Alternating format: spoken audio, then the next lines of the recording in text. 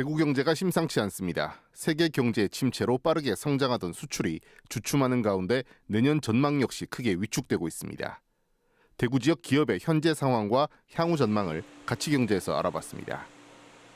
지난달 대구의 수출은 지난해 같은 기간보다 11.2% 감소한 7억 7천만 달러, 수입은 30.4% 줄어든 5억 1천만 달러를 기록했습니다.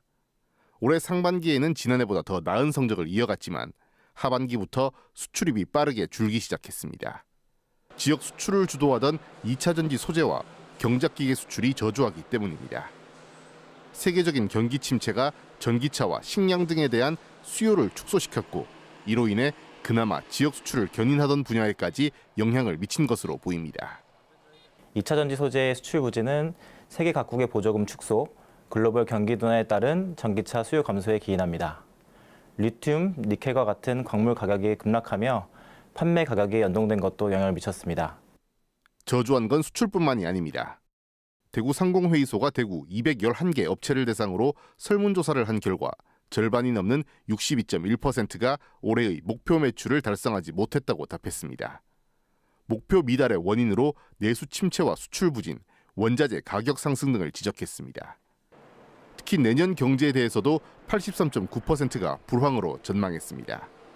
불황의 원인으로도 고금리, 고물가에 따른 내수 침체와 세계 경제 불황 등이 꼽혔습니다. 내수 부진이 장기가 이어지면서 지역 기업들의 업황도 올해는 물론 내년까지 어려울 것으로 전망되고 있습니다. 자금 애로를 겪는 기업에게는 대포 금융 지원을 확대하고 건설 부동산 경기 회복을 위해서 과감한 규제 완화도 필요합니다. 이처럼 국내외 경기 침체로 지역 기업의 어려움이 가중되고 있지만 세계 경제는 그나마 반등의 신호가 나오고 있습니다. 전쟁으로 인한 불확실성은 여전하지만 미국의 금리 추가 인상 가능성이 현저히 낮아졌기 때문입니다. 미국의 물가 상승률은 여전히 목표치를 웃돌긴 하지만 상승률 자체는 물론 전문가의 예상치도 하회하는 등 안정세로 접어들었다는 분석입니다. 이 때문에 기준금리는 추가 인상 없이 동결 또는 가능성은 낮지만 인하까지 점쳐지고 있습니다.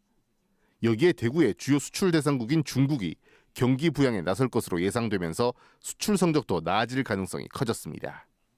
3분기 이후 경제 지표들이 완만하게 회복되는 모습을 보이며 그간 누적되었던 우려가 일부 해소되었습니다. 10월 이후로 좀 회복되는 기미가 있기 때문에 그런 부분에 있어서는 이제 우리 지역 기업의 수출에 조금 긍정적으로 작용할 여지가 있습니다.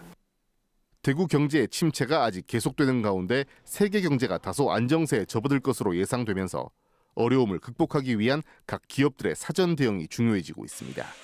가치경제 김재노입니다.